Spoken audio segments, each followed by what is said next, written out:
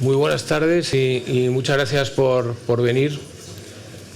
Tenemos con nosotros a Manuel Arias Maldonado, que es ya eres torero confirmado y reconfirmado en esta plaza. Y yo estoy encantado de estar otra vez con él porque no pude estar cuando viniste a hablar del libro que hiciste sobre Vértigo, sobre Hitchcock.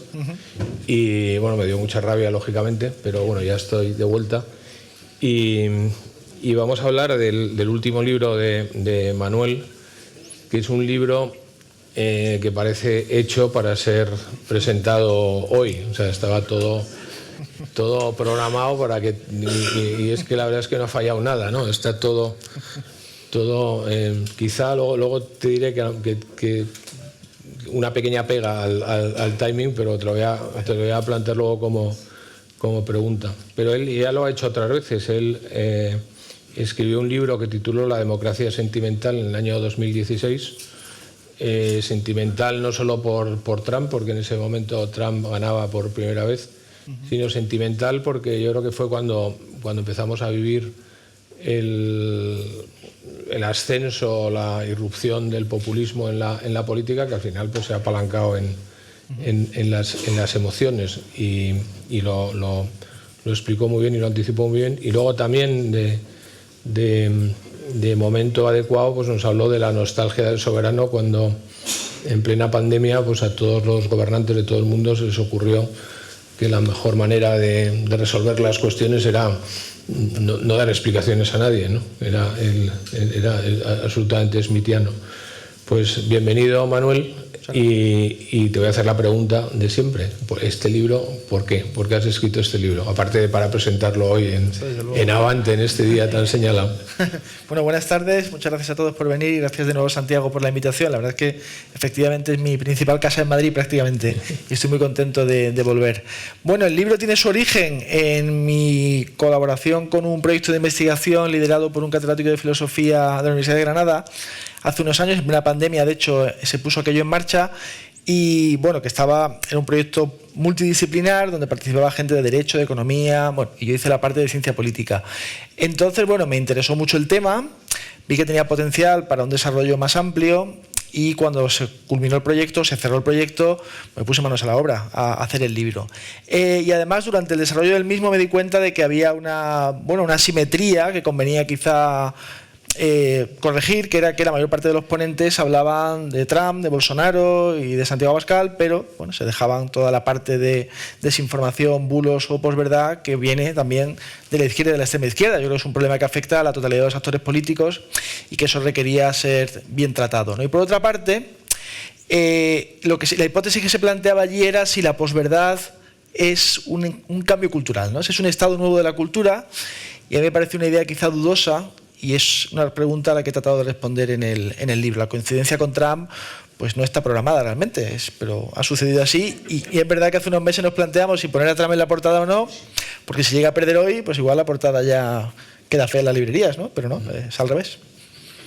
Bueno, yo la consideración que te quería hacer, un poco el día es bueno, pero a lo mejor no es perfecto, tiene que ver con todo esto que tenemos alrededor. Nos puede estar haciendo que tengamos una falta de perspectiva, ¿no? Es un poco aquello que decía Hegel, que la lechuza llega al atardecer, ¿no? O sea, hay que entender los tiempos que vivimos, pero poder entender el tiempo que vivimos según lo estamos viviendo tan a caballo y en este galope desenfrenado de las últimas semanas, hay algo que han contado, que cuando a un dirigente chino le preguntaron hace poco qué pensaba sobre la Revolución Francesa, dijo: no le puedo contestar porque me falta perspectiva histórica.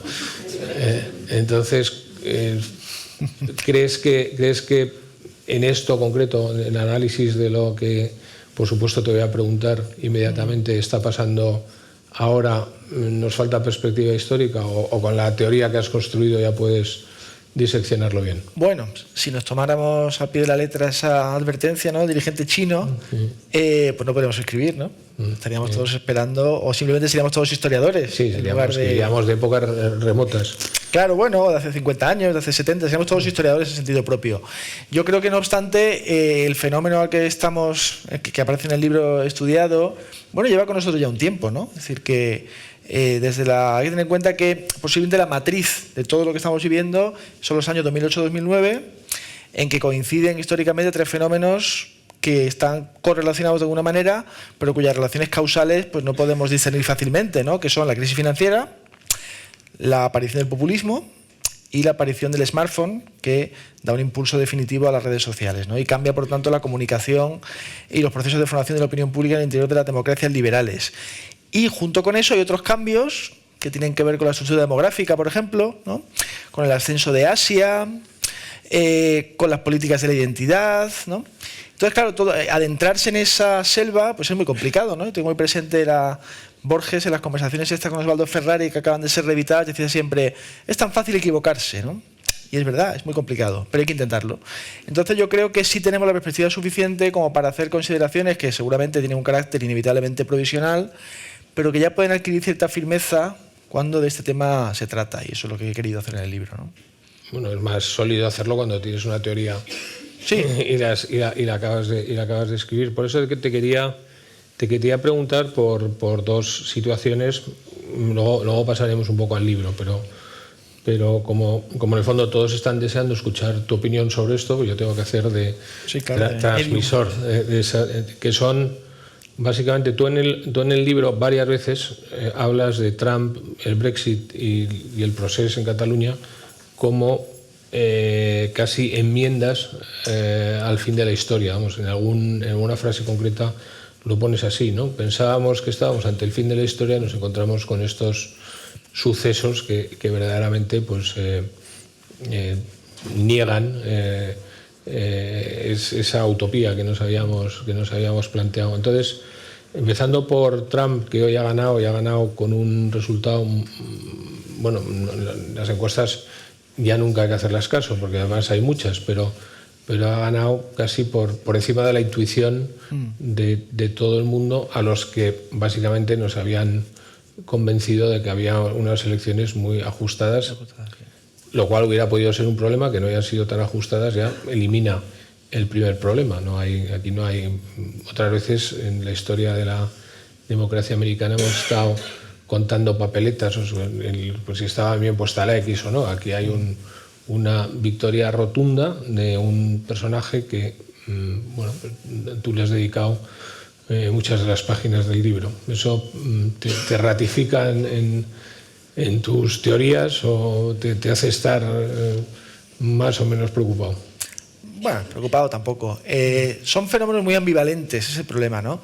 Porque por una parte tenemos la posibilidad de recurrir a el análisis de la victoria de Trump en términos más o menos apocalípticos, ¿no? Como un dirigente, bueno, pues con una agenda más o menos iliberal, que no obstante en esta ocasión seguramente, bueno, no va a tener que recurrir a medidas demasiado especiales porque ha ganado el Congreso y el Senado también, y por tanto él puede decir que tiene un mandato para aplicar su programa, ¿no? Entonces, claro, desde ese punto de vista yo creo que Trump es desde luego la mejor expresión digamos, del populismo que aparece inesperadamente en las democracias occidentales después de la crisis financiera, que es la que marca un poco el fin de la utopía liberal que había comenzado en el año 90 aproximadamente con la caída del muro, y acerca de cuya fragilidad el 11S ya había dado algún aviso, ¿verdad? Pero por otra parte, no deja de ser cierto que Estados Unidos es otro mundo. Es otro mundo en términos culturales, es otro mundo en términos políticos, y es un sistema presidencialista donde el discurso populista es casi obligado para cualquier candidato a la presidencia, ¿no? Entonces, bueno, esto de que Trump dice que el pueblo va a llegar a Washington y que los intereses especiales van a desaparecer y con él va a restaurarse la grandeza de América, la verdad es que esto lo decía Obama también. Lo dice cualquier candidato presidencial de los últimos 250 años, ¿no? O sea que también hay una lectura más convencional de la victoria de Trump, que además en términos de esta elección pues puede plantearse como una respuesta del electorado americano a la angustia que genera la inflación, a la problemática derivada de la inmigración ilegal, pero realmente creo que trasladar nuestros esquemas mentales a un país como Estados Unidos, donde yo he vivido además un largo periodo de tiempo, no tiene demasiado sentido, ¿no? Otra cosa es la aparición de ese populismo en Europa, ¿no? En las democracias parlamentarias, porque realmente el único régimen político parecido al estadounidense en Europa es Francia, pero Francia no es un Estado federal, es un Estado centralista, con toda la cultura republicana. También la comparación es dudosa. Seguramente Estados Unidos se parece más a Brasil o a México, ¿no?, desde ese punto de vista.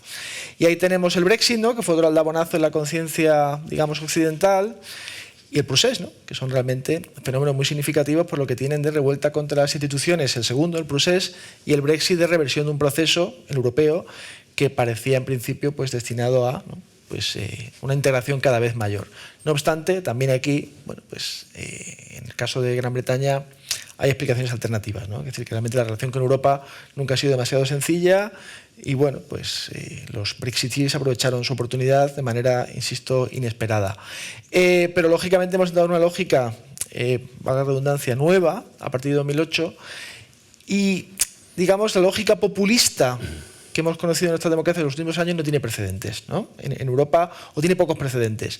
El problema es analizarlo solo en términos de, bueno, un discurso simplista que solo habla de la extrema derecha y que no contempla el problema de la agenda iliberal en los actores políticos de todo el espectro ideológico, ¿no? Y eso se da tanto en España con Sánchez, o se da en Francia con Mélenchon, de la izquierda insumisa, y se da desde luego en muchos nacionalismos, ¿no? Entonces yo creo que hay que ser un poco más, en fin, honesto a la hora de analizar dónde se dan esos fenómenos que nos preocupan y no solamente hacer una agenda investigadora de carácter partisano, digamos, ¿no?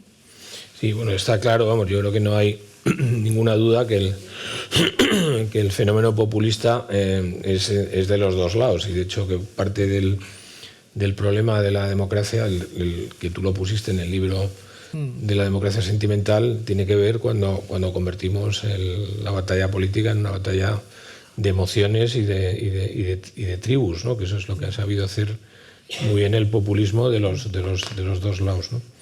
El otro tema muy de estos días, y que además quería hacer, bueno, pues un recuerdo, porque la verdad es que en España estamos todos concernidos por lo que ha pasado en Valencia, las inundaciones y el drama humano al que hemos asistido y al que estamos asistiendo, y que además tenemos la sensación de que no ha sido resuelto de la forma mejor posible.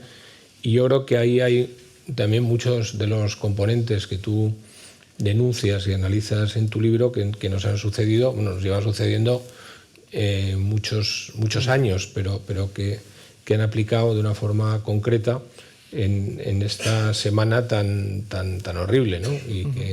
Y que probablemente pues han hecho que esto que viene de la naturaleza, con lo cual pues no, en principio no tiene nadie culpa, pero luego pues han empezado a aparecer pues un montón de reacciones, incluso unas interpretaciones de la realidad totalmente opuestas, dependiendo del signo, de la identidad política o de la ideología con la que lo mire cada uno o cada medio, que es quizá lo peor, ¿no? Sí, realmente la desgraciada gota fría o dana, ¿no?, que ha afectado a Valencia, pues con ella puede hacerse casi un estudio de caso, ¿no? Estudiando las redes y el funcionamiento de la esfera pública estos días y desde luego el sistema político, de esos males que afligen a la democracia liberal actualmente y que, insisto, admiten distintas interpretaciones posibles. Y yo no cargo las tintas, por ejemplo, en el libro contra las redes sociales, creo que tienen más ventajas que inconvenientes, pero es indudable que cuando tiene lugar una desgracia material, y ahí podemos incluir tanto la pandemia como la riada, como también la crisis financiera, pues una política que está a diario empeñada en la construcción de relatos y la colocación de marcos comunicativos favorables a la posición propia, pues lógicamente sufre un shock, ¿no? Porque digamos que es como la irrupción de la realidad en la ficción comunicativa, ¿no? Y eso desnuda, por supuesto, la incompetencia parcial, tampoco hay que, ¿no?, de nuestros gestores. Y bueno, pues revela también un miedo exacerbado, diríamos, a perder eso que se llama la batalla del relato, ¿no? Eso parece importar más que la reacción en todos los planos, incluido el plano simbólico, sobre el terreno, ¿no?, en relación con los afectados y con, en fin, los daños ahí padecidos en Valencia. Y hemos podido ver también en la esfera pública cómo todo eso se traslada a ejércitos distintos, ¿no?, de activistas, tuiteros o medios de comunicación tradicionales, que efectivamente ese es el problema, que se alinean con unos o con otros y refuerzan a través de interpretaciones sesgadas o también mentiras de la realidad un determinado relato, que es un relato por tanto de parte, y donde el interés por discernir qué es la verdad factual, ¿no?, y qué interpretaciones más o menos racionales pueden hacerse de la misma, no existe. Lo que existe es el interés por cada uno reforzar su posición propia en el conjunto, ¿no?, de la lucha partidista o ideológica, ¿no? Y esto, claro, implica una falta de voluntad de cooperación entre actores políticos que seguramente tenga mucho que ver también con la fragilidad, ¿no?, parlamentaria de nuestro gobierno y con la ficción construida en torno a la presunta mayoría de progreso, ¿no?, frente a la España regresiva y reaccionaria. Bueno, yo creo que hay una relación con un gobierno más firme, ¿no?, más fuerte en sus apoyos parlamentarios, seguramente habría menos temor a equivocarse, ¿no? Es probable que así sea. Bueno, de esto hay algunos elementos que te voy a ir preguntando, porque son cosas que cuando vas pasando por tu libro ves que te estás contando cosas que estamos viviendo, sí, claro. viviendo todos los días, lo cual teoría aplicada significa que es interesante leer tu libro, por supuesto, y que en estos momentos muchas veces lo que pasa es que no avanzas porque te está diciendo cosas que empiezas a plantearte tú con lo que estamos viviendo en estos días. Nos has puesto un truco en el título, como siempre nos haces, entonces nos has entrecomillado el post, ¿no? Es un libro sobre verdad y democracia, o sobre posverdad y democracia, o sobre las dos cosas. ¿A qué te interesa más, la verdad o la posverdad en su relación con la democracia? Bueno, la idea de la posverdad es que estamos después de la verdad, ¿no? Entonces, bueno, yo creo que eso no tiene sentido decirlo, porque no es cierto que todavía no conocemos al líder político que sale al estrado y dice: voy a contar mentiras, créanme y votanme, ¿no? Realmente cada uno afirma su verdad. Y cada uno de los votantes cree en la verdad que afirma en la esfera pública, con lo cual el problema seguramente es la dificultad creciente para crear consensos alrededor de aquellas verdades que se dejan enunciar, que eso es un tema aparte que ahora podemos tratar, pero que eso de que sea la verdad con mayúsculas es una cosa complicada, ¿no? Pero para determinar si existe o no la posverdad, si eso que llamamos posverdad tiene sentido, si es una proposición que podamos avalar, pues tenemos previamente que determinar cuál es la relación que la verdad mantiene con la democracia y con la política en general, ¿no? Y además no quedarnos solo en la proposición idealista acerca de qué función creemos que la verdad debería cumplir una democracia, sino qué función cumple la práctica y, por tanto, qué función puede cumplir, hasta dónde podemos llegar en la fijación de la verdad como un criterio para la toma de decisiones y para los procesos de formación de opinión pública en el interior de una democracia. Y no es una cuestión nada sencilla. Entonces, bueno, a menudo uno se encuentra con discursos o con comentaristas que dicen: hay que restaurar la autoridad pública de la verdad, el problema es que nos falta la verdad. Bueno, sí, pero vamos a hablar con calma de esto, vamos a ver qué tipos de verdad se dejan fijar, vamos a ver si el disenso es deseable o indeseable, evitable o inevitable. Es una cuestión complicada, por tanto, esa interrogación alude al hecho de que no podemos hablar de la posverdad si no hablamos antes de la verdad. Cuando hablas de la verdad y su relación con la democracia, describes que lógicamente en las autocracias lo primero que desaparece es no la verdad, sino que hay una verdad que no nos vale al resto, que es porque es una verdad oficial. Hablas de Pravda, que es el periódico ruso que significa verdad, o sea, pero hay, si tú titulas a un periódico "esto es la verdad", pues es bastante práctico, pero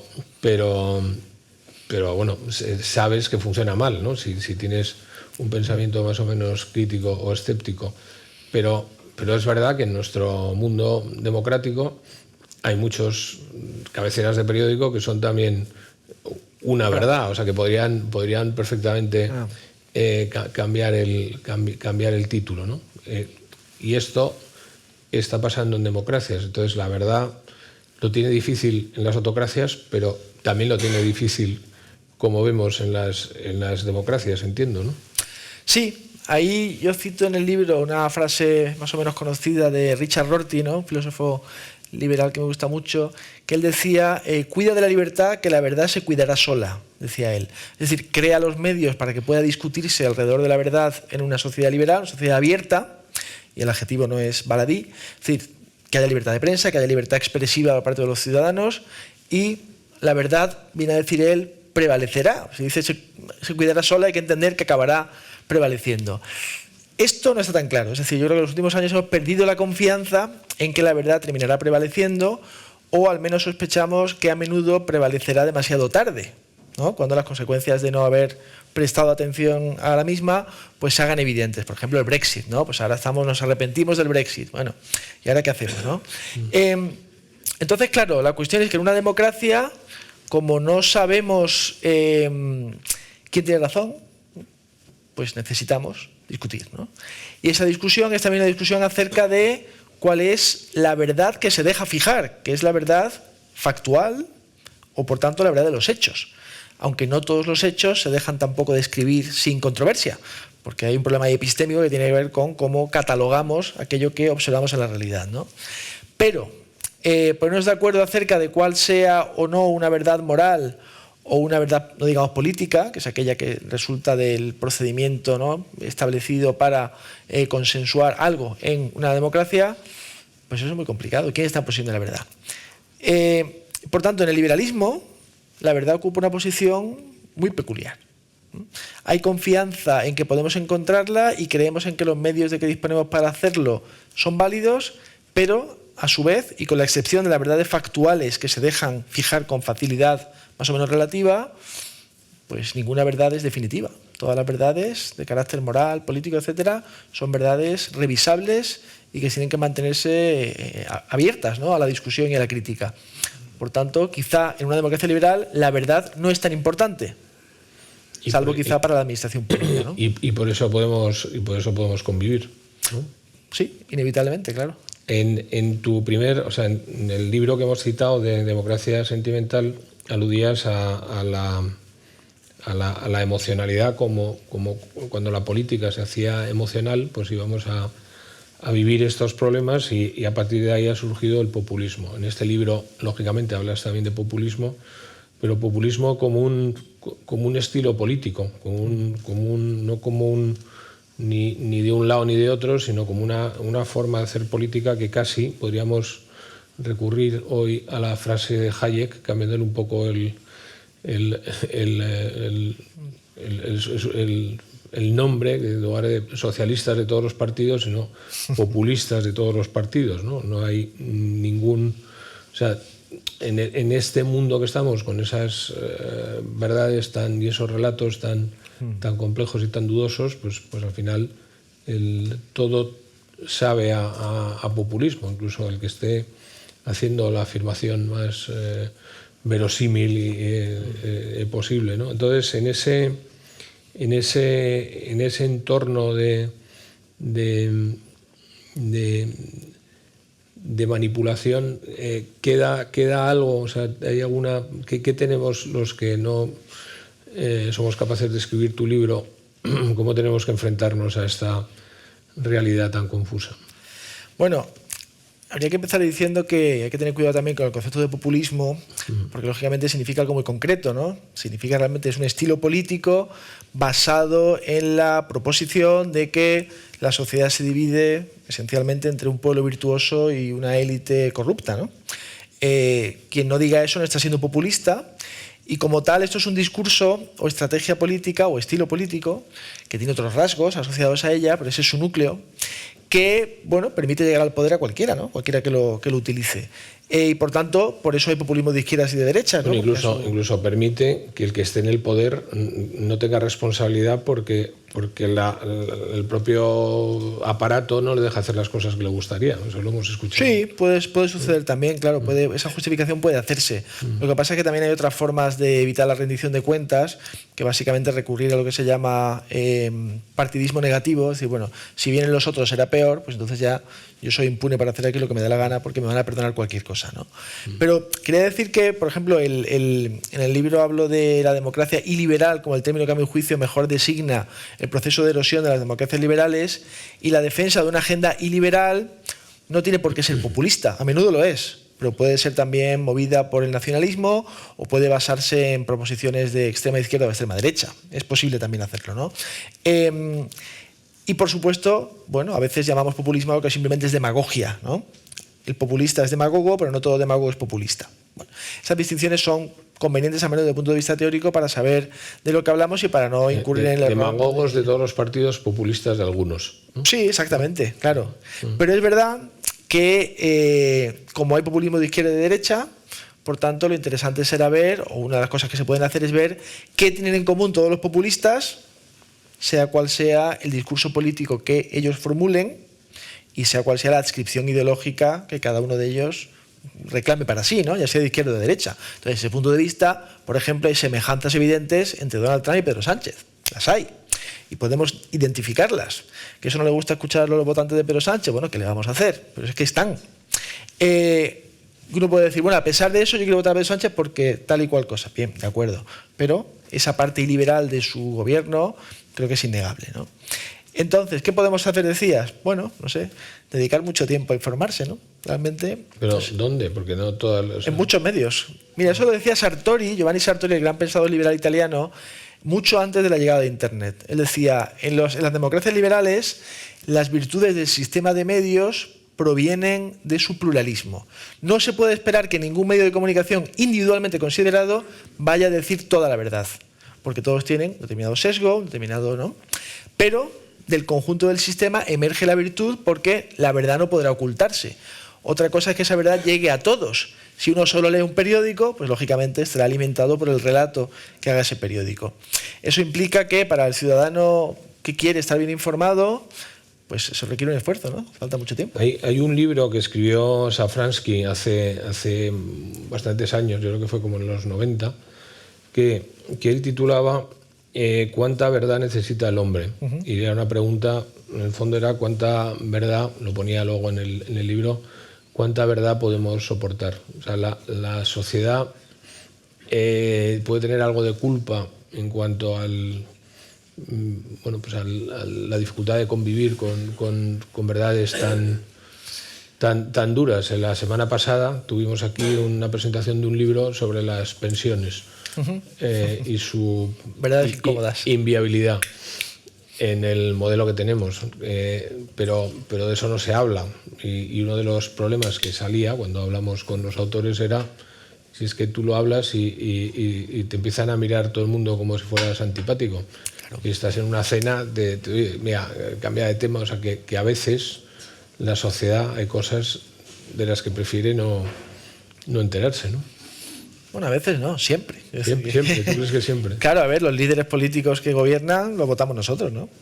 Las élites políticas provienen de nuestra misma sociedad. Yo creo que es un flaco consuelo, ¿no? Que parece que son extraterrestres, ¿no? La sociedad es mucho mejor que sus políticos. Bueno, yo no estoy de acuerdo con eso, ¿no? Y tenemos que hacernos responsables de las políticas públicas que hemos ido apoyando elección tras elección. Es verdad que, por supuesto, en una democracia pues es complicado, porque uno puede tener una orientación política, pero seguramente ningún partido va a recoger todas sus preferencias, y votar por unas siglas, además, en una democracia parlamentaria, bueno, pues supone apoyar un gobierno que no sabes cuál va a ser, ¿no? Porque luego hay coaliciones, hay pactos, hay acuerdos, pero dejar de castigar a aquellos líderes que pues mienten o dan volantazos o hacen políticas populistas en el plano financiero, ¿no? Bueno, pues eso implica una responsabilidad de esa sociedad. Y efectivamente podemos soportar poca verdad, sobre todo cuando la verdad que nos toca soportar milita contra nuestros intereses. Y ahí los intereses prácticos son una guía infalible para determinar, ¿no?, cuándo vamos a aceptar o no determinada proposición. Y sobre eso hay mucho debate, ¿no? Porque claro, y conectando con la pregunta anterior, la mayor parte de los ciudadanos en las democracias liberales pues carecen de la información necesaria para emitir un voto reflexivo o sopesado, y además no quieren hacerlo, ¿no? Porque la mayor parte de ellos no son buscadores de la verdad, sencillamente quieren confirmar sus prejuicios y no desorganizar su vida ideológica, que es también una vida emocional en buena medida, ¿no? Entonces, por eso rechazamos aquella información que nos es inconveniente, y para no tener que estar todo el día rechazando la información que nos es inconveniente, nos informamos a través de aquellos medios de comunicación que nos proporcionan ya, pues, ¿no?, el alimento ya como ¿no?, los animales que dan a sus crías, ¿no?, la cosa mascada, pues es mucho más fácil eso, ¿no? Entonces, bueno, ¿cuándo cambia eso? Pues cuando irrumpe la realidad de manera dramática, ¿no? Y la gente se abre a cambiar su punto de vista porque las circunstancias materiales han cambiado de manera potente, ¿no? Oye, haces en un capítulo, lo titulas Elogio y refutación de Hannah Arendt. Sí. Es una experta, especialista en la verdad. ¿Qué te parece bien y qué le criticas? Bueno, no sé si es una experta en la verdad, es una filósofa con una obra muy, muy compleja, muy popular en los últimos años también, algunos de cuyos textos, que tienen que ver muchos de ellos con, o bien con el totalitarismo, que ella tuvo experiencia lógicamente en Alemania antes de emigrar a Estados Unidos, o bien con las crisis que tuvieron lugar en Estados Unidos en la presidencia de Nixon sobre todo. O sea, tiene textos sobre verdad y mentira en democracia que han sido muy citados estos años, ¿no? Entonces yo creo que ella en esos textos dice cosas muy interesantes, pero también, pues creo que, no voy a decir comete algunos errores, ¿no? Pero plantea soluciones que me parecen muy poco prácticas y creo que, pues hay que matizar algunas de sus posiciones, ¿no? Entonces ella, por ejemplo, ella lo que tiene es una visión de la verdad y la mentira muy marcada por el logro totalitario, por el Estado y la imposición de verdades oficiales, y tiene una concepción de la democracia muy vinculada al mundo ateniense, que ella por otra parte idealizaba. Por tanto, ella no estaba cómoda con la democracia de masas y con el hecho inevitable de que en una democracia de masas existen verdades, mentiras, ficciones, existen teorías conspirativas, existe dificultad para ponernos de acuerdo acerca de la verdad, porque la deliberación argumentativa pausada pues es imposible. Entonces ella, por ejemplo, solía decir que, por una parte, los hechos tienen un carácter despótico porque remiten a una realidad sucedida que no se puede cambiar, pero eso ella lo lamentaba porque consideraba que es un freno para la acción política, que ella entendía en un sentido muy creativo. Por otra parte, ella afirmaba que, y esto se ha citado mucho estos años, que cuando dejamos de vivir en un mundo común porque consumimos relatos de la realidad diferenciados, la democracia no tiene posibilidad de realizarse. A mí eso me parece muy bien, pero yo me pregunto si, y el libro lo señalo con este ejemplo, el obrero comunista que leía L'Humanité, el periódico del Partido Comunista francés, vivía en el mismo mundo que el manager que leía Le Figaro. Y yo creo que no.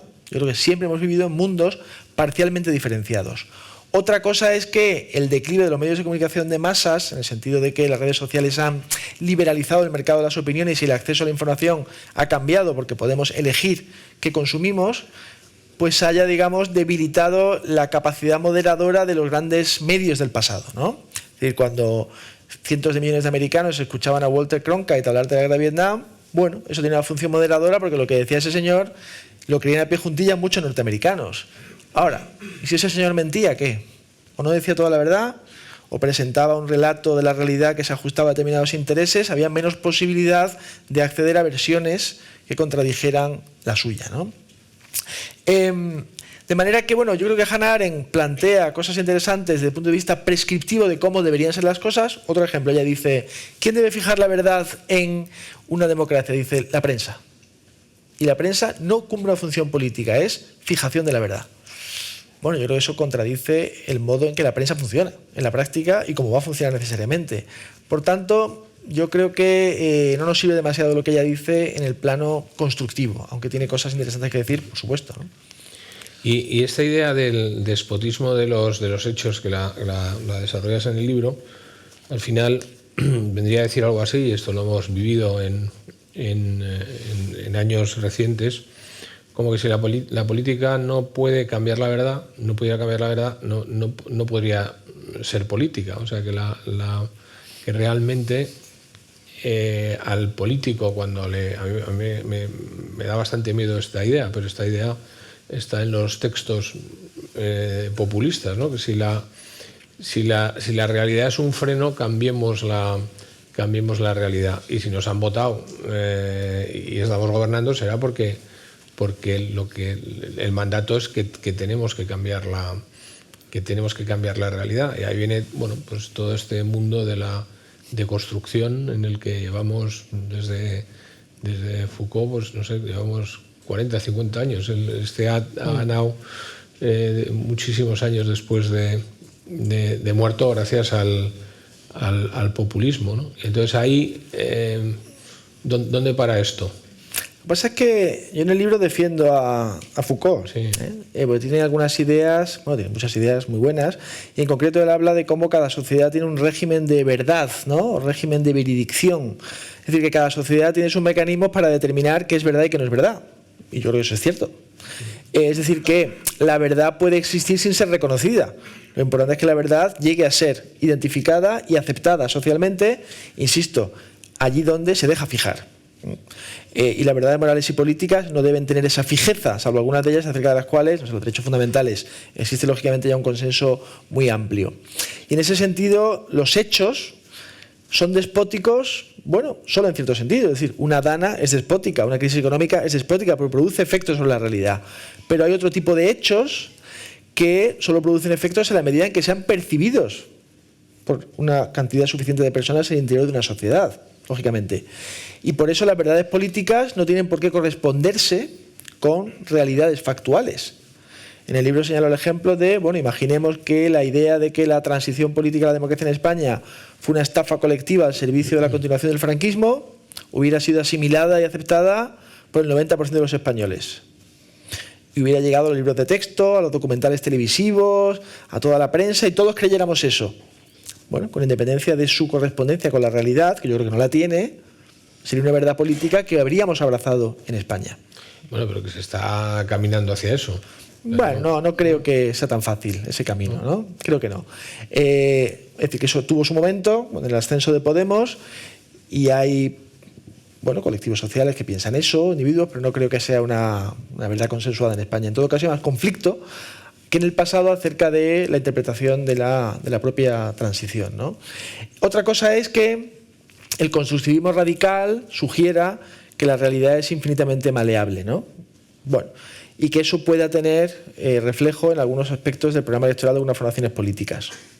Es posible. Y ahí lo que quizás estos años lo que estamos viendo es tal vez un reflujo de esa idea, ¿no? Es decir, que está perdiendo fuerza, está perdiendo popularidad porque estamos comprendiendo que no es tan sencillo, ¿no? Un poco profundizando en esto y volviendo a Safransky, a esa idea de cuánta verdad necesitamos, él venía a decir más o menos que lo que necesitamos es una política, esto es literal, de verdades insípidas.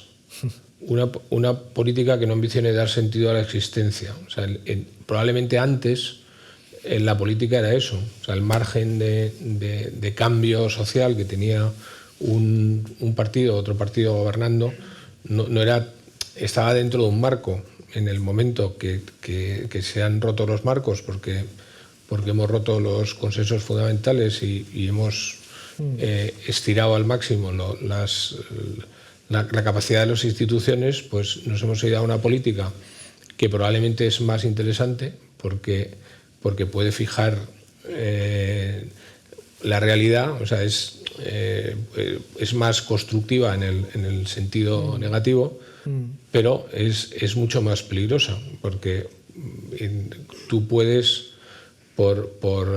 políticamente o por una intención política, decir a la gente cómo tiene que vivir y cómo tiene que pensar, con lo cual, aunque estás en democracia, pero estás al final manejando fórmulas autocráticas, ¿no? No se nos ha convertido la política en algo demasiado importante y a la vez, y esto es otro tema, pero que coincide, no nos está pasando esto cuando precisamente el nivel que tenemos en la clase política no es para que se pongan a pensar en temas tan profundos. Bueno, son muchas preguntas en una, ¿no? Bueno, yo advertiría contra la tentación de identificar el estado de la democracia hoy en España con el estado de la democracia en todas partes, ¿no? Bueno, sí, porque vemos que, por supuesto, hay problemas. Es un buen punto. Sí, hay problemas en Estados Unidos, obviamente. Sí. En Francia, Marine Le Pen va a competir con el sucesor de Macron, que no sabemos quién es en las presidenciales, pero, bueno, luego hay democracias que funcionan bien, ¿no? Suecia, Alemania, a pesar de la irrupción de la alternativa por Alemania, Austria, Dinamarca, es decir, que una democracia funcional, democracia liberal funcional es posible. La nuestra quizá no haya tenido nunca la calidad que le suponíamos y, bueno, pues realmente la calidad de nuestra clase política, aunque en el pasado haya podido ser mejor, intuimos ahora o pensamos ahora, se corresponde esencialmente, yo creo, con el nivel de nuestro país. Yo no me hago muchas ilusiones al respecto, aunque por supuesto hay élites, hay personas bien preparadas, pero todo este discurso, ¿no?, pues autocomplaciente de que somos los mejor preparados, somos los más listos, somos los mejores, bueno, seríamos Suecia si fuéramos tan buenos, ¿no? Y no lo somos. O sea que algo falla ahí en ese relato. Pero También creo que hay que tener cuidado con el presentismo a la hora de identificar nuestra época como una época especialmente conflictiva o en la que la verdad sufre especialmente para imponerse, ¿no? No creo que haya habido nunca una era dorada de la verdad, por una parte, y por otra, si miramos al siglo XX, hombre, pues los años 20 y 30 no fueron demasiado plácidos. Luego tenemos un paréntesis, los famosos 30 gloriosos, ¿no? Después de la Segunda Posguerra Mundial, con el neokeynesianismo y sobre todo el recuerdo tan, bueno, digamos, admonitorio de la Segunda Guerra Mundial, de la Primera y la Segunda Guerra Mundial, que generó de alguna manera anticuerpos, ¿no?, moderantes en la sociedad, pero no olvidemos que en los años 60 en adelante tenemos la contracultura, la violencia política, ¿no? Entonces, los grupos terroristas en Europa. O sea que tampoco compraría esa proposición, ¿no?, de que ahora es el momento en el cual la política es más peligrosa que en el pasado. No obstante, obviamente, la crisis de 2008 provocó un impacto anímico, yo diría, más que material en última instancia, en nuestras sociedades bastante considerable, ¿no? Y sobre todo generó una crisis de expectativas que, no obstante, tampoco están bien identificadas, ¿no? Porque en España, ¿cuál es el colectivo que quizá peor lo tiene? Pues la gente joven, ¿no? Y la gente joven, ¿quién habla de la gente joven en la esfera pública española? En la esfera pública, en la esfera política española, ¿no? Muy poca gente, ¿no? Bueno, porque no tienen un porcentaje muy grande del voto. Claro. Claro, efectivamente. Entonces, bueno, digamos que cuando se persiguen transformaciones, pues igual las transformaciones que estamos persiguiendo no son las que deberíamos perseguir, ¿no? Pero es difícil conseguir, lógicamente, el momentum electoral necesario para abordar esos problemas, ¿no? Bueno, yo creo que es una buena recomendación cuando estemos muy mal y pensemos que todo está fatal. Es verdad que la historia del siglo XIX en España te deja nuevo, vamos. Sí, fue un siglo muy, ¿no? Te quedas encantado de cómo estamos, porque hemos tenido épocas mucho peores. Sí, creo que sí. Pero otra cosa es que en España estamos viviendo un momento especialmente difícil, porque efectivamente se han roto algunos consensos, el separatismo, ¿no?, pues está imponiendo unas condiciones que Pedro Sánchez está aceptando y que pueden generar problemas estructurales como el conflicto fiscal catalán, etcétera. O sea, que es verdad que en España hay un momento bien peculiar ahora, pero que España no es el mundo entero, ¿no? Es decir, que yo creo que, por desgracia, somos diferentes en muchas cosas. Bueno, en el libro tocas también un tema del lenguaje y de o sea, la forma, una manera de manipular la realidad. Yo creo que tú no pones ninguna definición de posverdad en el libro, no haces... Una ajena, ¿no? Quizá. Sí, pero no recurres a la RAE, ¿no?, que es un clásico, ¿no? Tú estás muy por encima de eso. No, sí. Está la definición que más se cita en el diccionario Oxford, que lo nombró palabra del año en 2016, ¿no? Sí. Pero bueno, yo por hacer aquí un trabajo para todos he buscado lo que dice la RAE de posverdad y dice, está muy bien, distorsión deliberada de la realidad que manipula, y ahí es tu primer libro sobre esto, creencias y emociones con el fin de influir en la opinión pública o en actitudes sociales. Al final tiene que haber no está mal. Una intención, una parte débil, o sea, busca la emoción y la creencia, sí, y una intención y un dolo, ¿no? O sea, hay que hacerlo con mala idea, ¿no? Con conscientes de que... Claro, pero la posverdad no es una distorsión. La posverdad se postula como un estado de la cultura, o como un estado de las democracias, en el cual la verdad ha dejado de importar, ¿no? Eso que se designa ahí es otra cosa, serían políticas de posverdad, ¿no? O estrategias de posverdad. Eso sería el intentar distorsionar, ¿no? Y correr, por tanto, el riesgo de confundirse, por ejemplo, con la producción de fake news, ¿no? O con la producción de bulos, que serían manifestaciones, en principio, de la posverdad. Pero asumiendo que hay una intención de manipular el lenguaje, cómo se usa, cómo se distorsiona, cómo se trabaja con... A ver, el problema es que la comunicación humana, el libro también lo señalo, está toda ella imbuida de valores. La comunicación imparcial, neutral, eso en realidad apenas existe, salvo quizá en el lenguaje científico, que tampoco está en el mismo libro de valores, y hay mucho trabajado sobre esto. Entonces, cuando hablamos de posverdad parece que estamos hablando de algo diferente, ¿no? Y algo que tendría que ver con la desaparición de la creencia compartida en la verdad. Esa es la proposición fuerte de posverdad. Porque decir que cuando se elaboran discursos políticos o relatos factuales con inflexiones políticas hay un intento de manipulación, bueno, eso no es decir mucho, ¿no? porque cualquier actor político, o sea, los actores políticos no tienen incentivos para buscar la verdad. Lo suyo es otra cosa, lo suyo es el código de o bien conseguir el poder o bien persuadir a otros de que les apoyen. Entonces ahí la verdad juega un papel secundario. En todo caso, la verdad que ellos proponen acerca de sus propias proposiciones morales o políticas. Eso es una cosa, en principio, diferente. Entonces, claro, si al final lo que estamos lamentando es la pérdida de influencia de los hechos sobre las actitudes y opiniones políticas de los ciudadanos, es una proposición más débil. Y ahí tenemos que fijarnos ya en la distorsión o en el cambio que la digitalización supone para los procesos de formación de opinión pública, ¿no? Y valorarlos. Pero es una proposición que no tiene nada que ver con esa, ¿no?, falta de creencia en la verdad. Seguimos creyendo en la verdad porque la verdad, digamos, que es que está implícita en el uso del lenguaje. Lo que yo estoy diciendo se postula como verdad. Afirmar la posverdad es una proposición también orientada a su propia validación. Hacia la verdad. Entonces, claro. Pero perdona, es verdad, valga la redundancia, que el cambio quizá que estamos viviendo es una hinchazón en el uso estratégico del lenguaje por parte de los partidos y los líderes políticos. Eso sí, ¿no? Es decir, que hay una hinchazón comunicativa, un énfasis en el relato, una desatención hacia las realidades que producen las políticas públicas y su enmascaramiento a través de los marcos comunicativos. Y eso también deriva en buena medida del uso de los partidos que los partidos hacen de las redes sociales. O sea, a mí no me preocupa que la sociedad civil pues, ponga a circular bulos, mentiras o la gente exagere. Me preocupa que lo hagan los partidos y los medios de comunicación tradicionales. Eso es lo preocupante. Oye, con esto de la creación de marcos, te decía que había algún elemento por el que te quería preguntar también de lo que hemos vivido en los últimos días.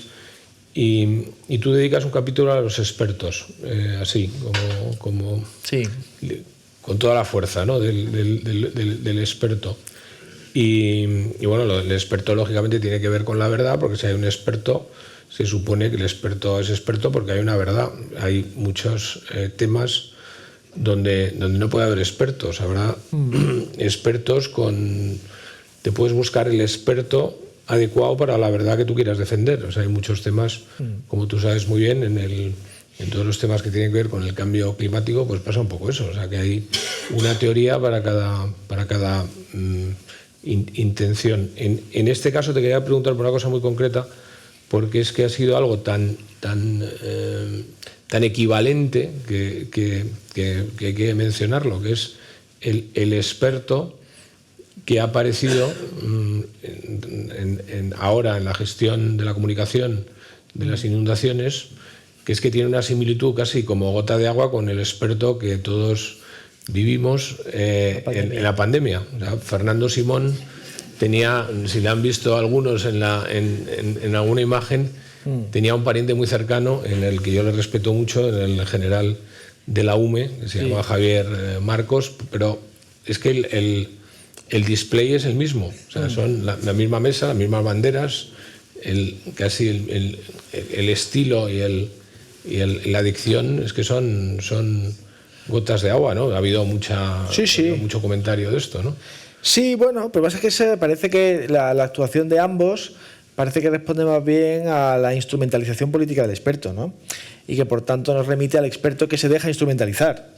Entonces, en el libro, el capítulo que dedico es Controversia del experto, trata de responder a la pregunta de si en el experto podemos encontrar una de las posibles soluciones al problema de la verdad de la democracia. Porque el experto, digamos, tiraría hacia el lado de la tecnocracia.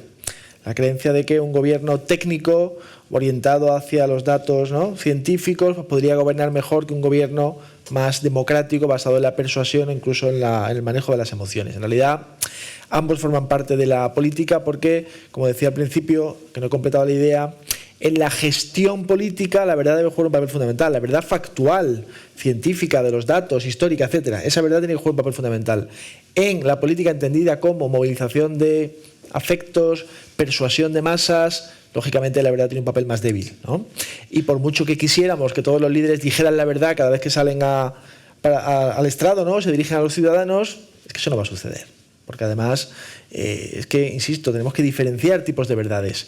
Y quien tiene unas proposiciones ideológicas o morales concretas tiene una visión específica de la realidad de la que trata de convencernos.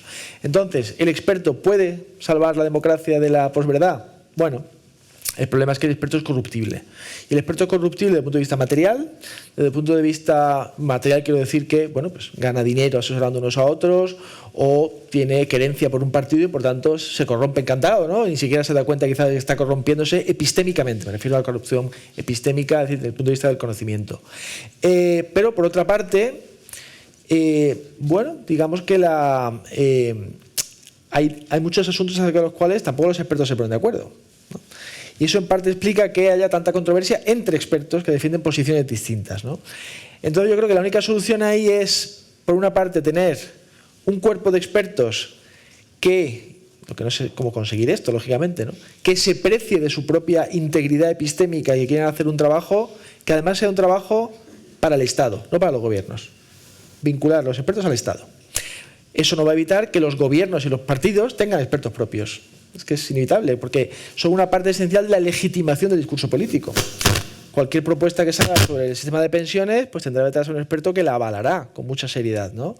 Y eso es así desde hace ya muchos años y, por ejemplo, el ecologismo, como has mencionado, el cambio climático, fue seguramente pionero como movimiento social en el uso de expertos para avalar sus propias posiciones. Pero, de nuevo, es fácil equivocarse. Entonces, de nuevo, aquí lo esencial es tener claros al menos los puntos de referencia factuales. Han mencionado antes el caso del sistema de pensiones. Bueno, para tener una discusión inteligible sobre el sistema de pensiones, tenemos que tener los números sobre la mesa y poder comparar el sistema de pensiones español con sus homólogos, digamos, europeos, ¿no? A partir de allá podremos discrepar acerca de si el sistema es bueno, es malo, qué esfuerzo tenemos que hacer para que los mayores obtengan tanto o cuánto, pero si no nos ponemos de acuerdo sobre los datos en bruto que están ahí a nuestra disposición, pues mal podremos tener una discusión con sentido, ¿no?, acerca de este y otros temas. Y ha habido otro suceso el domingo que yo creo que para una persona con las inquietudes que tienes tú, con la política, la sociedad, tiene que haber sido tremendamente interesante, que fue la situación en la que se vio envuelto nuestro rey y la reina cuando hicieron la visita en Paiporta, donde, bueno, pues yo he llegado a leer cosas como que nunca desde la Edad Media un rey de ningún país había estado en una situación tan de riesgo, ¿no? Lo leí el otro día en algún sitio. Pero verdaderamente es algo, bueno, insólito, poco sí, esperado por nadie que pudiera producirse una situación de ese tipo, y yo creo que muy bien resuelto. O sea, yo creo que debemos estar todos muy orgullosos de esa situación de riesgo y de dificultad de entender qué es lo que tenías que hacer, pues quedarte ahí, y aunque no podías convencer a la gente, por lo menos abrazarla, pues yo creo que ha sido fantástico. Pero te quería preguntar dos cosas. Primero, por cómo estás viendo todo esto, y seguro que habrás pensado sobre ello y tendrás que escribir algo para que te sigamos y te leamos. Y luego te quiero preguntar por algunas cosas concretas, pero primero prefiero que nos lo plantees en general. Bueno, yo creo que a Alfonso XIII le tiraron una bomba, ¿no? O sea que, en fin, alguna situación peor que la de Felipe VI. Eso es lo que decía el que yo leí. No, ya, pues se ve que si es un experto está equivocado. Recurro a los expertos. sí. Recurro a los expertos para que invaliden esa tesis. Pero es interesante porque la hipérbole es una de las características de nuestro tiempo, ¿no? Sí, claro, por eso. Pero bueno, a lo mejor en el caso de los Borbones, pues nos podemos matizar. En Valencia no ha habido una situación similar, ¿no?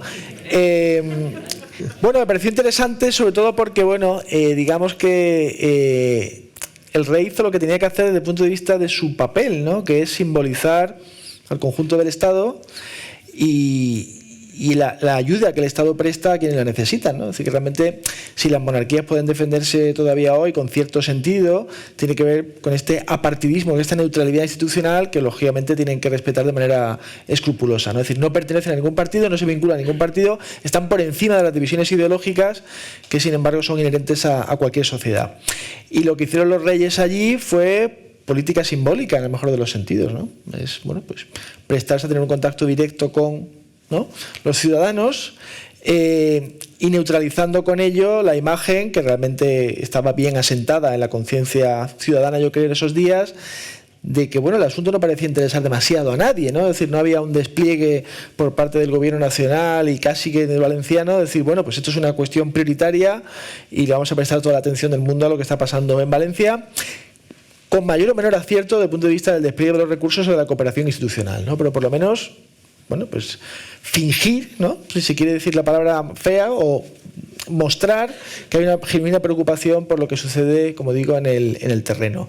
Luego esto, bueno, por desgracia, pues ha coexistido con la irrupción de discursos populistas en el peor sentido de la palabra, pues estas tonterías de solo el pueblo salva al pueblo y eslóganes similares, que por otra parte son, bueno, pues digamos la continuación de lo que llevamos oyendo desde 2016, por lo menos, 2014 incluso, con todo el agitprop vinculado, pues primero al 15M y después al desbordamiento institucional por parte del populismo, en el caso de España, en la izquierda y en Cataluña, ¿no? Luego ya llegó Vox, ¿no? Y eso tendría su continuación en estos días. Son discursos indeseables, lógicamente, pero que no salen de la nada, ¿no? Que creo que tienen que ver con ya una década larga de distorsión del lenguaje de la democracia liberal y con ideas como, bueno, no sé, ¿no? La soberanía reside en el Parlamento y cosas así, ¿no? Es decir, que estamos como reinventando la Constitución según convenga cada uno, y esto lógicamente es un disparate, y yo creo que la valerosa actitud del rey pues ha servido para neutralizarlo, ¿no? En buena medida, al menos, en cierta medida. Sí, la otra cosa que te quería preguntar, y es con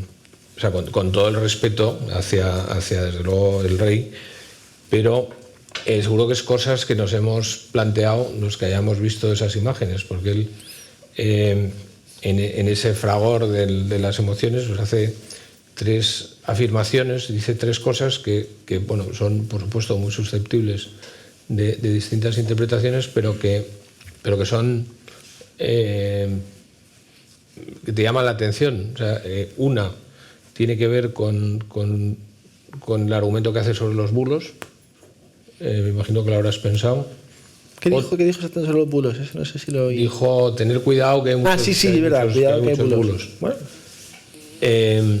Segunda, ante bueno, pues alguien que estaba muy enfadado y el gobierno tiene que dimitir, sí, dijo esto es una democracia, eso te interpela directamente. Y luego la tercera, que es que la podríamos haber dicho cualquiera y que a lo mejor está estupendamente dicha, es si quieres me quedo en Madrid. O sea, que estoy aquí, que me estás tirando barro, que estoy tratando de ayudarte. No me digas que no venga, porque encima que he venido, ¿no? Pero yo creo que son tres cosas en un momento pues muy altamente emocional que son dignas, cuando hagas el libro sobre esto, de que le dediques un tiempo de tu análisis, ¿no? Bueno, a mí tengo que decir que lo que más me llamó la atención de aquel intercambio de frases fue la manera en que se dirigía la gente al rey, ¿no? Felipe, tío, ¿no? Y una cosa con unos tuteos y una familiaridad, faltaba que dijeran bro, ¿no? A mí eso me llamó la atención, ¿no? Aunque, bueno, por otra parte, estaba acordándome antes cuando hablábamos, por cierto, de las agresiones, que a Macron le pegaron un bofetón, ¿no? Hace como 2 o 3 años, ¿no? Sí, pero Rajoy es presidente del gobierno, por allí Macron, toda la pompa republicana, ¿no? Le arreglaron un buen sopapo hace un tiempo y él tuvo casi el instinto de devolverlo, ¿no? O sea que de alguna manera son cosas de estos años, ¿no? Yo creo que las tres cosas que dijo el rey, quizá la última no tanto, están bien dichas. Es una democracia, por tanto, el gobierno tiene que salir de donde está a través de los votos. Ha habido muchos bulos, los ha habido. Ha habido intentos de desinformación por parte de izquierdas y derechas, digámoslo, y esto, bueno, pues ha generado también ansiedad, ha generado preocupación, y porque realmente yo creo que el peligro de los bulos, entendido en ese sentido amplio, porque si nos vamos a la definición estricta de fake news, realmente se cumple pocas veces, porque tiene que ser apariencia de un medio serio, ¿no? Intención de engañar, etcétera. Yo creo que donde pueden tener importancia los bulos es en momentos en acontecimientos concretos. Cuando emergen en un plazo de tiempo breve asociados a una catástrofe, una elección, un día tenso del procés, ahí pueden tener un efecto de difusión peligroso. Bueno, como cuando pues en la India por WhatsApp dicen que un señor ha violado a una niña y lo ahorcan allí y el hombre es inocente. Esto ha pasado, ¿no? Entonces ese es el peligro de los bulos, porque si no después, pasados los días, se desactivan, ¿no? Lo que pasa es que es verdad que también cuando, y esto la psicología política lo tiene dicho, cuando hay acontecimientos que nos impactan, ese es el momento en el cual el ciudadano está más abierto a recibir nueva información y un poco quizá modificar sus puntos de vista, ¿no? Entonces, claro, si uno en ese momento accede a mala información o a política demagógica, pues quizá no era tan saludable que se abriera nuevos puntos de vista, ¿no? Y lo último, bueno, ahí está el debate sobre si ha sido buena idea que fuera o no, ¿no? Yo creo que finalmente ha terminado siéndolo, pero podría haber salido también mal, ¿no? O sea que realmente el reproche que se le hacía era: venís aquí a haceros la foto. Es un reproche un poco demagógico también, ¿no? Realmente pues, las autoridades no van a eso. Eso quizá puede decirse más de quien busca votos, ¿no? Un político electo sí puede ser sospechoso de...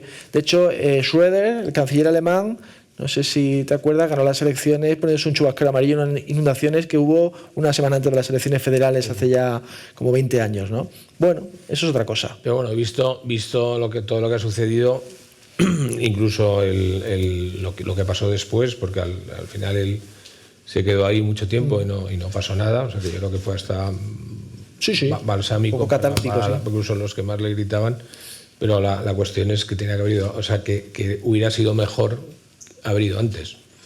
Probablemente, pero el rey no puede ir sin permiso del gobierno, ¿no? No sabemos ahí qué comunicaciones hubo entre la Moncloa y Zarzuela, pero cualquier acto del rey está sancionado por el gobierno y, por tanto, pues igual no se consideró, ¿no?, apropiado, porque desde el punto de vista simbólico, por ejemplo, el rápido despliegue del ejército seguramente también hubiera sido saludable, ¿no? Pero claro, ¿saludable para quién? A lo mejor quien no quiere que haya símbolos nacionales desplegados en el territorio español no ve eso con tan buenos ojos. O sea que ya depende de la lectura que hagamos del asunto, ¿no? ¿Habría sido la respuesta del gobierno la misma si la riada hubiera sido en Bilbao? Pues a lo mejor no. Depende de quién gobierna la comunidad autónoma. Es que la política puede ser muy sucia, ¿no? Y, en fin. Bueno, ya nos lo escribirás, ¿eh? A ver si me animo. Bueno, en este caos en el que vivimos, lo que tú al final acabas planteando como conclusión es que hay que vivir y sobre todo hay que convivir, ¿no? Entonces, en la versión débil de la verdad que podemos compartir, pues por lo menos que nos dé para eso, ¿no? Que tengamos un mínimo de capacidad de convivencia. A lo mejor no apostar a lo máximo, porque incluso sería hasta sospechoso, ¿no?, de que todos estuviéramos alineados en una única idea. Sería sí, podría llegar a ser un problema. Lo ha sido en el pasado, cuando todo el mundo está tan convencido de algo, pero ¿cómo conseguimos cómo podemos recuperar ese mínimo? Bueno, esa es la pregunta del $1.000.000, ¿no? ¿Qué hacer para limitar los efectos de populismo, la política de las emociones, la posverdad, la desinformación? Que nadie tiene una solución. O sea, nadie tiene una solución porque, primero, tendríamos que tener una clase política empeñada en encontrar una solución, y, como he dicho antes, el incentivo de los partidos no es encontrarla. El incentivo de los partidos es conseguir el poder, y si tú puedes simultáneamente erosionar la democracia liberal y decir que estás haciendo lo contrario y tus votantes lo compran, pues ¿qué hacemos? Es decir, que realmente esa función de freno a la política demagógica o populista o a las políticas públicas con potenciales catastróficas consecuencias, ¿no? Siento por el desorden. Las pensiones, por ejemplo, eso solo pueden frenarlo los votantes. Son solo ellos. Es verdad que hay sistemas mediáticos, por ejemplo, donde hay un mayor respeto a la verdad o los estándares periodísticos son más fuertes. Estoy pensando en Alemania, por ejemplo, que es un país cuya prensa conozco muy bien y es mejor que la española. Pero eso también tiene que ver con que los lectores premian eso. Y los lectores son los ciudadanos, ¿no? Entonces, realmente no creo que ninguno de los mecanismos que suelen citarse como, no sé, pues el tener agencias de fact-checking, ¿no?, de verificaciones de hechos. Eso es la política por otros medios, no sirve para nada. O sea, al final, por ejemplo, en España, ¿por qué no solucionamos o por qué no tenemos más cuidado con el sistema de pensiones? Pues porque no queremos, ¿no? La mayor parte de los ciudadanos está contenta con lo que hay, otra parte cree que el problema se soluciona de otro modo, no recortando las pensiones máximas, por ejemplo, con lo cual es que no hay soluciones fáciles ni claras. Las sociedades tienen que aprender por ellas solas, y si no quieren aprender, nadie puede forzarlas, ¿no? Lo que pasa es que desde el punto de vista de la teoría política, desde John Rawls por lo menos, hemos renunciado ya a encontrar verdades fuertes que puedan imponerse socialmente. o al menos creíamos haberlo hecho, aunque el auge de los extremismos en los últimos años parece indicar lo contrario. ¿Por qué? Porque al final se trata efectivamente de convivir, ¿no? Y de no tirarnos a la cabeza verdades de carácter metafísico e ideológico que no pueden ser, digamos, sancionadas o validadas empíricamente, y por lo tanto tenemos que buscar arreglos más o menos funcionales y pragmáticos, lo cual a su vez pues milita contra los discursos grandilocuentes de quien quiere arreglar el mundo, ¿no? Ahora ha dicho Trump que va a arreglar todo lo que está mal en América. Pues bueno, me parece muy complicado, ¿no? Otra cosa es que esa retórica luego pueda verse o no acompañada por unas políticas que quizá ni siquiera sean tan ambiciosas, ¿no? Pero realmente siento no tener una solución, porque es que no la hay. La solución está en tener una clase política más respetuosa de la argumentación y la deliberación, unos ciudadanos más interesados por distinguir verdades factuales de eslóganes tramposos y consignas ideológicas, y unos medios de comunicación más respetuosos de lo que ha sido la ética periodística, al menos de la parte central del siglo XX, ¿no? Separar hechos y opiniones y ser cuidadoso en la búsqueda de la verdad factual. ¿Cómo conseguir todo eso? Pues ha podido ser el modelo de democracia liberal. El modelo de libertad es un poco víctima de su propio planteamiento. Yo creo que tú en el libro te refieres a una idea de Hayek que ha resultado no ser viable, pero que era bastante prometedora si hubiera funcionado, que era el conocimiento desorganizado. O sea, pensar, y yo esto lo he pensado durante mucho tiempo con respecto a la formación de la gente, pensar que si das los recursos y los elementos, pues al final la gente se forma y elige el camino adecuado, y que es mejor crear las condiciones para el conocimiento que adoctrinar, ¿no? Pero parece que esa creación de condiciones pues al final hace que lo malo pueda ganar a lo bueno, y al final acabas en que esas condiciones te llevan a que acaban funcionando mejor otra vez los catecismos, ¿no? La pregunta es, ¿de aquí se sale con un catecismo de lo bueno o con esa idea de Rorty de que la libertad, ocúpate de la libertad, que la verdad se cuida sola?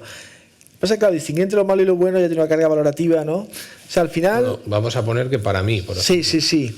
Pero la gran virtud del liberalismo político, la razón por la cual deberíamos querer ser todos liberales, es que el objetivo del liberalismo político es crear sociedades en las cuales todos los individuos puedan vivir autónomamente, es decir, perseguir sus propios fines en libertad. Y a ese fin se supeditan los demás medios, incluido el crecimiento económico o el estado de bienestar. Se trata de que todos podamos decidir cómo queremos vivir, porque nadie sabe cómo hay que vivir. Por supuesto, en los últimos años proliferan los paternalistas / perfeccionistas que quieren decirnos cómo tenemos que vivir, que es como les gusta vivir a ellos. Y es un problema porque atenta contra el principio del gobierno limitado y atenta contra el planteamiento esencial de cualquier democracia liberal, que es la afirmación de la autonomía personal, ¿no? Entonces, en relación con Hayek, claro, Hayek lo que decía era, y esto inspiró, por cierto, a los creadores de la Wikipedia, que la planificación centralizada de la economía no funciona. Funciona el conocimiento sobre el terreno de los actores que están implicados en ella. Esa idea se puede llevar más lejos o no, acerca del funcionamiento autónomo de la sociedad. Yo creo que, realmente los liberales, esto Paloma de la Nuez, que está aquí, me insiste mucho siempre en esto, los liberales siempre tienen claro que el Estado tiene que cumplir un papel importante en el diseño de los mercados, en el cumplimiento de la ley, etc. Así que no son contrarios a la atribución de un papel al Estado.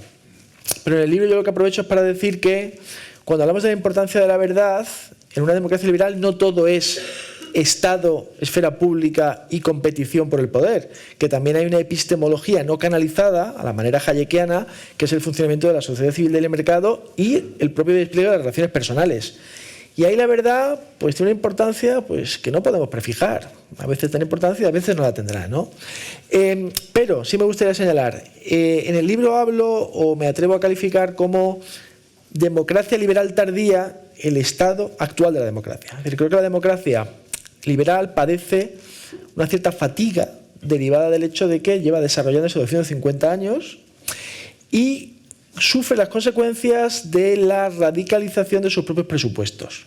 Individualismo, destradicionalización, desritualización, fragmentación y liberalización de la expresividad individual en las redes sociales. Por tanto, tenemos menos confianza que nunca en la cualidad sagrada de la verdad, en la cualidad sagrada de los rituales políticos, en las propias instituciones, y tenemos muchas más dificultades que en el pasado para ponernos de acuerdo acerca de qué es la verdad y qué es deseable.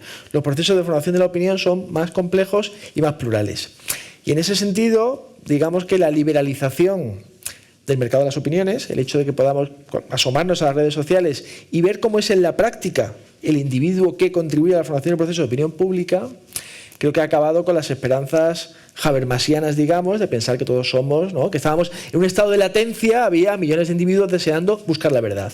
No, eso no es lo que pasa en las redes sociales, aunque hay un porcentaje de ciudadanos que, por tener una menor identificación partidista o ideológica, tengan más flexibilidad o pragmatismo a la hora de reconocer aquellos hechos que quizá no encajaban inicialmente con sus creencias, ¿no? Entonces, de alguna manera, yo creo que lo que en los últimos años estamos viviendo supone el fin de un ideal. Es el ideal de una democracia liberal en continuo progreso hacia su propio refinamiento. Esto ahora mismo resulta difícil de creer en eso, ¿no? Si podremos de alguna manera en el futuro aprender de nuestros errores en el presente y volver a democratizar la democracia, mejorándola, pues está por verse. Pero ahora mismo, desde luego, tenemos pocas esperanzas en eso, sin menospreciar aquí el papel que pueden jugar, factores como el envejecimiento o la pérdida de las utopías, ¿no? Es decir, el hecho de que miramos el futuro con angustia por razones diversas, eso puede también influir lógicamente en ese estado de cosas, ¿no? Muy bien, te quería preguntar por tus intereses actuales. O sea, ¿cuál va a ser el próximo libro que vas a publicar y vas a venir a presentar aquí? Pues mira, voy a sacar un librito, eso ya lo tengo apalabrado, de la nueva colección que ha sacado Debate. Son libritos muy cortos. Me propusieron hacer una cosa sobre nacionalismo. Es una cosa que en parte ya tengo hecha, sería, ¿no?, pues darle una forma nueva y aparecer allí.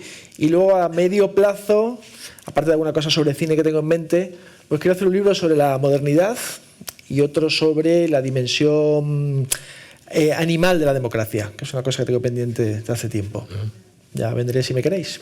Pues bueno, pues en cuanto vayan saliendo, pues aquí te esperamos. Yo quería... esta mañana escuché una cosa en la radio que me ha parecido que tenía que ver con el libro y con esto pues aprovecho para dar paso al vino que vamos a tomar en la terraza, porque decía un locutor algo así como en negativo, ¿no? Estamos en otoño y tenemos un día de primavera, será como una queja, ¿no? Entonces, yo la verdad es que por esto de las simetrías no sé muy bien qué diferencia hay desde el punto de vista de temperatura entre el otoño y la primavera. O sea, si hubiera sido invierno o verano, pues lo veo más, pero y la indignación por tener un día de primavera en otoño me parece tendenciosa, ¿no? Pero esto lo digo porque como tenemos un día de primavera o de otoño, nos valen los dos, podemos pasar un rato arriba magnífico tomando un vino y quiero despedirte con un fortísimo aplauso. Muchas gracias. Vale. Gracias.